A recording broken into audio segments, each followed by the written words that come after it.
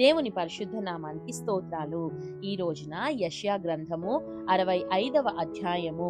ఈ అధ్యాయంలో 25 వచనాలున్నాయి. మొదటి వచనం, నా యొద్ద విచారణ చేయని వారిని నా దర్శనమునకు రానిచ్చితిని. నన్ను వెదకని వారికి నేను దొరికితిని. నేనున్నాను, ఇదిగో నేనున్నాను అని నా పేరు పెట్టబడని జనముతో చెప్పుచున్నాను. రెండవ వచనం, తమ ఆలోచనలను అనుసరించి చెడు మార్గమున నడుచుకొనుచు లోబడనొల్లని ప్రజల వైపు దినమంతయు నా చేతులు చాపుచున్నాను. మూడవ వచనం, వారు తోటలలో బల్యర్పణమును అర్పించుచు ఇటిక వలె మీద ధూపము చేయుదురు.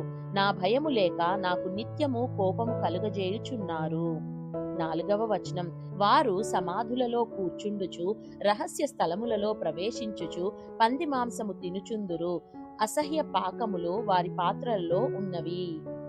ఐదవ వచనం, వారు మా దాపునకు రావద్దు, ఎడముగా ఉండుము, నీకంటే మేము పరిశుద్ధులమని చెప్పుదురు. వీరు నా నాసికా రంధ్రములకు పొగవలెను, దినమంతయు మండుచుండు అగ్నివలెను ఉన్నారు. ఆరవ వచనం, యెహోవా ఈలాగు సెలవిచ్చుచున్నాడు, నా ఎదుట గ్రంథములో అది వ్రాయబడి ఉన్నది.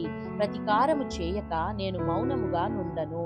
నిశ్చయముగా వారనుభవించునట్లు నేను వారికి ప్రతీకారము చేసెదను. ఏడవ వచనం, నిశ్చయముగా మీ దోషములను బట్టియు మీ పితరుల దోషములను బట్టియు అనగా పర్వతముల మీద ఈ జనులు ధూపము వేసిన దానిని బట్టియు కొండల మీద నన్ను దూషించిన దానిని బట్టియు మొట్టమొదట వారి ఒడిలోనే వారికి ప్రతీకారము కొలిచిపోయుదును. ఎనిమిదవ వచనం, యెహోవా ఈలాగు సెలవిచ్చుచున్నాడు, ద్రాక్ష గెలలో క్రొత్త రసము కనబడునప్పుడు జనులు ఇది దీవెనకరమైనది, దాని కొట్టివేయకుము అని చెప్పుదురు గదా. నా సేవకులనందరినీ నేను నశింపజేయకుండునట్లు వారిని బట్టి నేనలాగే చేసెదను. తొమ్మిదవ వచనం, యాకోబు నుండి సంతానమును యూదా నుండి నా పర్వతములను స్వాధీనపరుచుకొను వారిని పుట్టించెదను. నేను ఏర్పరచుకొనిన వారు దాని స్వతంత్రించుకొందురు. నా సేవకులు అక్కడ నివసించెదరు. పదవ వచనం, నన్ను గూర్చి విచారణ చేసిన నా ప్రజల నిమిత్తము షారోను గొర్రెల మేత భూమి అగును. ఆకోరు లోయ పశువులు పరుండు స్థలముగా ఉండును. 11వ వచనం, యెహోవాను విసర్జించి నా పరిశుద్ధ పర్వతమును మరచి గాదునకు బల్లను సిద్ధపరచు వారలారా, అదృష్టదేవికి పానీయార్పణము నర్పించు వారలారా, నేను పిలువగా మీరుత్తరమియ్యలేదు. 12వ వచనం, నేను మాటలాడగా మీరు ఆలకింపక నా దృష్టికి చెడ్డదైన దాని చేసితిరి, నాకిష్టము కాని దాని కోరితిరి. నేను ఖడ్గమును మీకు అదృష్టముగా నియమించుదును, మీరందరూ వధకు లోనగుదురు. 13వ వచనం, కావున ప్రభువగు యెహోవా ఈలాగు సెలవిచ్చుచున్నాడు, ఆలకించుడి. నా సేవకులు భోజనము చేయుదురు గాని మీరు ఆకలిగొనెదరు. నా సేవకులు పానము చేసెదరు గాని మీరు దప్పిగొనెదరు. నా సేవకులు సంతోషించెదరు గాని మీరు సిగ్గుపడెదరు. 14వ వచనం, నా సేవకులు హృదయానందము చేత కేకలు వేసెదరు గాని మీరు చింతాక్రాంతులై ఏడ్చెదరు, మనోదుఃఖము చేత ప్రలాపించెదరు. 15వ వచనం, నేనేర్పరచుకొనిన వారికి మీ పేరు శాపవచనముగా చేసిపోయెదరు. ప్రభువగు యెహోవా నిన్ను హతము చేయును, ఆయన తన సేవకులకు వేరొక పేరు పెట్టును. 16వ వచనం, దేశములో తనకు ఆశీర్వాదము కలుగవలెనని కోరువాడు నమ్మదగిన దేవుడు తన్నాశీర్వదింపవలెనని కోరుకొనును. దేశములో ప్రమాణము చేయువాడు నమ్మదగిన దేవుని తోడని ప్రమాణము చేయును. పూర్వము కలిగిన బాధలు నా దృష్టికి మరువబడును, అవి నా దృష్టికి మరుగవును. 17వ వచనం, ఇదిగో నేను క్రొత్త ఆకాశమును క్రొత్త భూమిని సృజించుచున్నాను, మునుపటివి మరువబడును, జ్ఞాపకమునకు రావు. 18వ వచనం, నేను సృజించుచున్న దాని గూర్చి మీరు ఎల్లప్పుడూ హర్షించి ఆనందించుడి.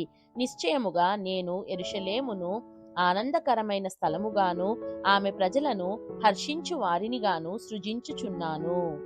19వ వచనం, నేను యెరూషలేమును గూర్చి ఆనందించెదను, నా జనులను గూర్చి హర్షించెదను. రోదన ధ్వనియు విలాప ధ్వనియు దానిలో ఇకను వినబడవు.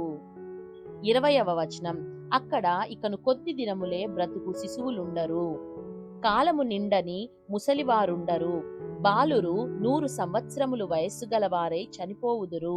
పాపాత్ముడై శాపగ్రస్తుడగువాడు సహితము 100 సంవత్సరములు బ్రతుకును. 21వ వచనం. జనులు ఇండ్లు కట్టుకొని వాటిలో కాపురముందురు. ద్రాక్ష తోటలు నాటించుకొని వాటి ఫలములను అనుభవింతురు. 22వ వచనం. వారు కట్టుకొన్న ఇండ్లలో వేరొకరు కాపురముండరు. వారు నాటుకొన్న వాటిని వేరొకరు అనుభవింపరు. నా జనుల ఆయుష్యము వృక్షాయుష్యమంతయగును. నేను ఏర్పరచుకొనిన వారు తాము చేసుకొనిన దాని ఫలమును పూర్తిగా అనుభవింతురు. వారు వృధాగా ప్రయాసపడరు. ఆకస్మికముగా కలుగు అపాయము నొందుటకై పిల్లలను కనరు. వారు యెహోవా చేత ఆశీర్వదింపబడిన వారగుదురు. వారి సంతానపు వారు వారి యొద్దనే యుందురు. 24వ వచనం. వారికి ఇలాగున జరుగును. వారు వేడుకొనక మునుపు నేను ఉత్తరమిచ్చెదను. వారు మనవి చేయుచుండగా నేను ఆలకించెదను. 25వ వచనం. తోడేళ్లును గొర్రె పిల్లలను కలిసి మేయును. సింహము ఎద్దువలే గడ్డి తినును. సర్పమునకు మన్ను ఆహారమగును. నా పరిశుద్ధ పర్వతములో అవి హాని అయినను నాశనమైనను చేయకుండును అని యెహోవా సెలవిచ్చుచున్నాడు. దేవుడు చదవబడిన పరిశుద్ధ వాక్యాన్ని మనందరి వినికిడిలో దీవించి మనల్ని ఆశీర్వదించునుగాక. ఆమేన్.